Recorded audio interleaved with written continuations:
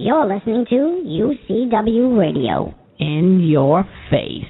What we got here is a failure to communicate. Oh, have I got your attention now? For lack of a better word, is good. You know what I mean? Money to be made in a place like this.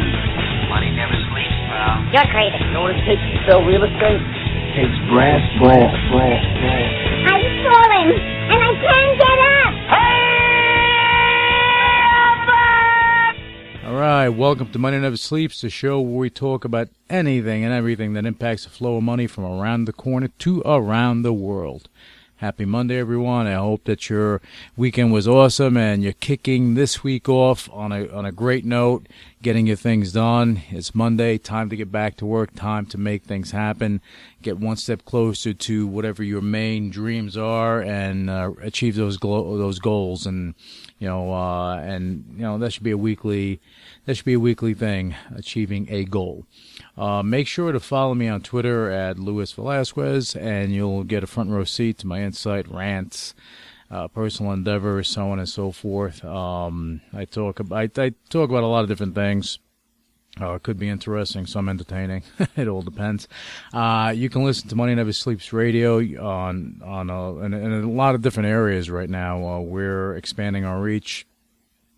Getting a lot more play. You can find us on iTunes, Stitcher, TuneIn.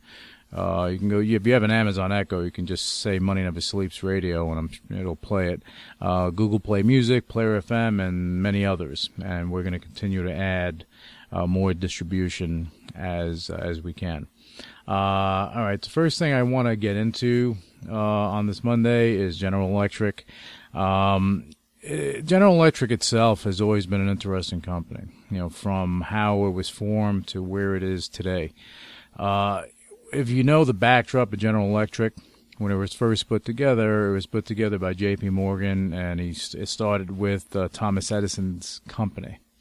That's what it all began, and they put it all together.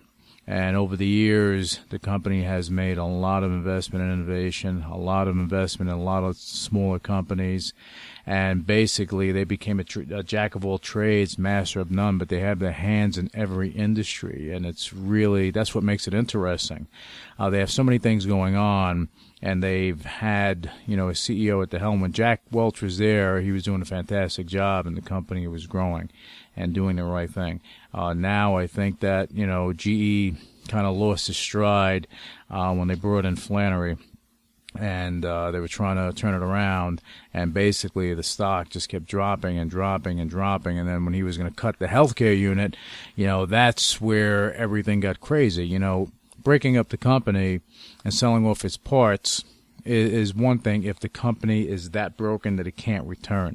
Okay, General Electric is not that company. It just needs a good leader to actually go and put it all together. And I think they got it now. Okay, they brought in Lawrence Culp. He's the former head of Danaher, and he created a lot of magic there. He was with the company for about 14 years, and now he's the CEO of General Electric, and I think that he's going to do an amazing job. From what I understand, he's going to be reeling back that sale of the GE healthcare unit because it shouldn't be sold off. I don't think it should be because, and as far as healthcare is concerned and technology, the things are just warming up. And that's something that'll continue to grow over time. Getting rid of areas that are not performing, I get, but, not the healthcare unit. So I think that they're going to wind up really restructuring this company the right way and making it work the right way. So I look forward to Culp making some magic out there. All right, let's move on to Tesla. I was talking about it on Friday and the situation with Elon Musk and everything that was going on. He was getting sued by the SEC. Okay, I put something out there on Twitter that he should be consulting, not, of course with your attorneys, but also consult with people that, on a high level that have been through it. Like Mark Cuban, like Lynn Tillon, to reach out to them and get some sort of direction, some input, and maybe put together the legal team you want. He put together a legal team. I think that legal team did represent Mark Cuban when he was going through his SEC situation. But in any event, what wound up happening over the weekend is that he settled, and the bottom line is that Elon Musk will continue to be the CEO of Tesla, so he's not leaving there. He will not be the chairman. They need to bring on 2 independent boards. He got fined $20 million and all this other fun stuff. He got the most, that was probably one of the most expensive tweets that I know of. Okay, so that cost him a lot. And let's see where it goes from here. Tesla has a lot of growth potential. With him, again, Elon Musk and Tesla, they're one and the same. You lose Elon Musk, Tesla is going to, kind of reel at that point, and I don't see it going where it needs to go. There has been commentary out there with from certain analysts, and their input was that Elon Musk is not the visionary that people think. He's lost a step. Tesla is not at the helm of the electric car market, so on and so forth, with technology, everything else. I think that Elon Musk, he is an innovator. He is a visionary. He's been doing a lot of great things. He's from the Boring Company, to SpaceX, to everything that he's doing. It's about the future. Okay, and if you don't see that, then you're blind. Yeah, it's costly now, but what innovation that's going to change our lives is not costly in the beginning. It's the pioneers that pay the ultimate price. And that's a fact. Pioneers, I don't care if it's in business and in music and anything, the pioneers wind up paying the price. They don't reap the rewards that the next level will reap, but they do open doors for change. So that's where things get interesting. All right. Now, I wanted to go into cryptocurrency for, I think, pretty much for the rest of the show, because a lot of things are going on. Okay, you have there's a lot of rumors and and I just need to touch on a few things and give my input on it. Okay, you have Bitcoin has been is the grandmother of them all. That's what started everything, but it wasn't the first crypto deal that came out. They had others that came out before then, but Bitcoin was the one that stood.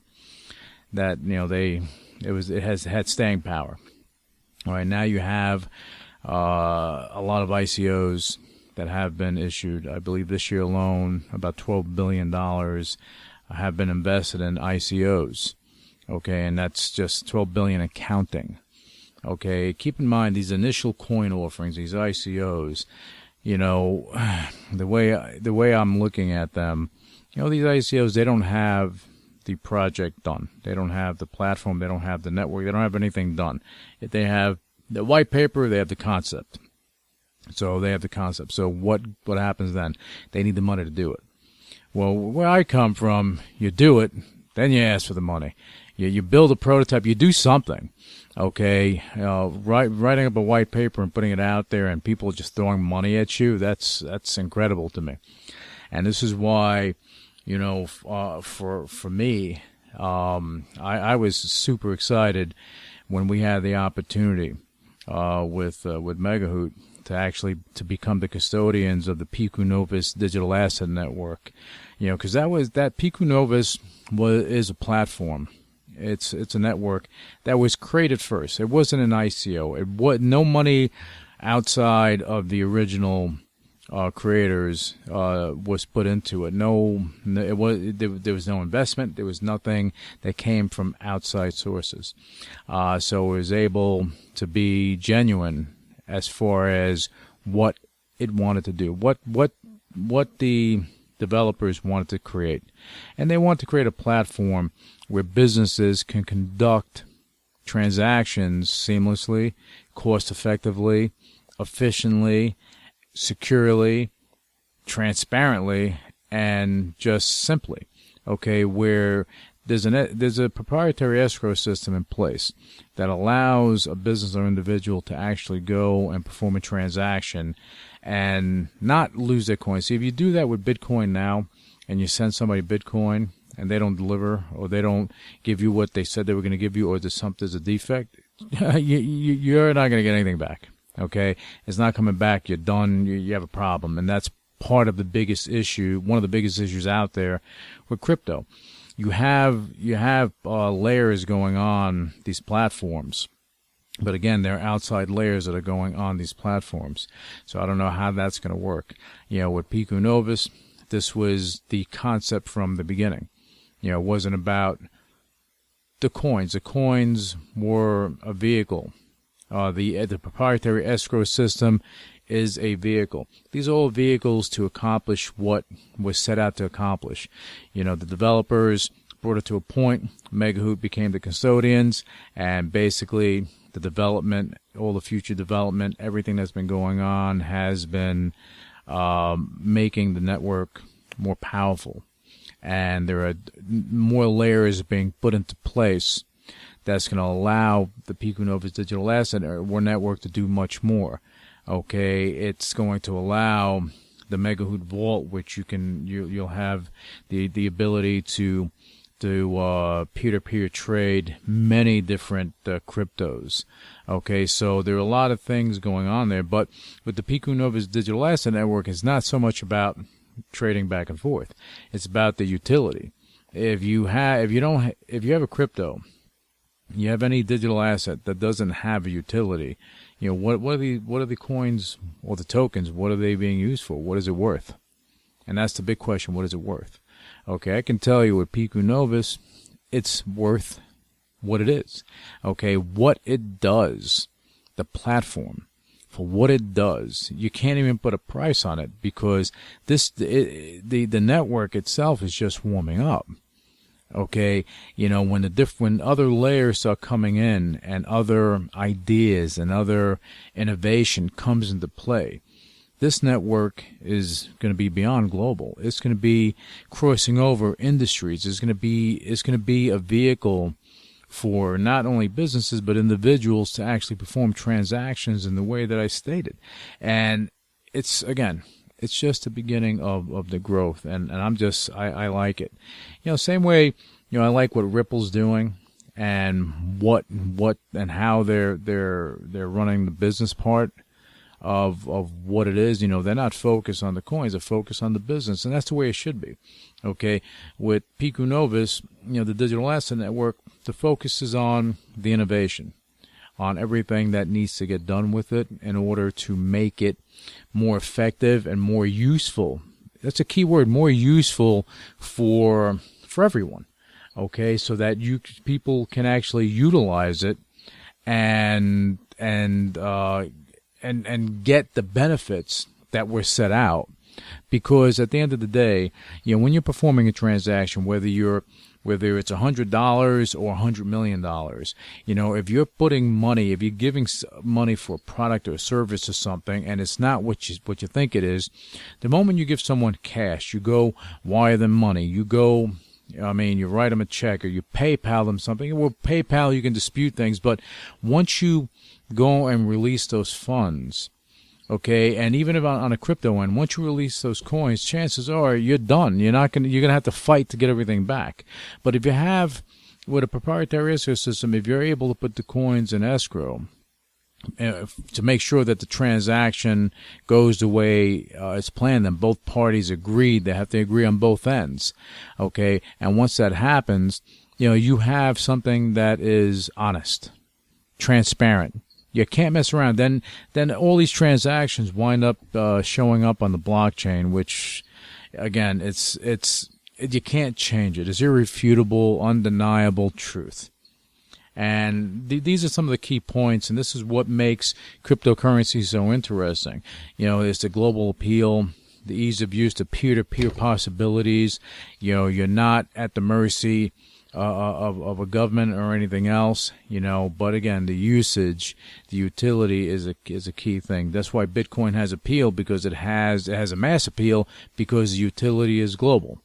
Okay, other cryptocurrencies not so much.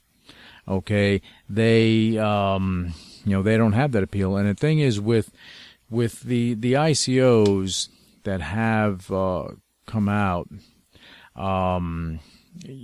people need to be aware that the level of fraud is ridiculous. You have a lot of ICOs that have come out that are fraudulent. People are taking money, but they're lining their pockets, and that's it. That's what they're doing. They're not going and doing much more than that. They have coins. They create the coins. Here you go, and they raise the money, and then they're sitting and doing not much more, and they're hoping that it takes on a life of its own. It gets on exchanges, and hopefully they start trading it.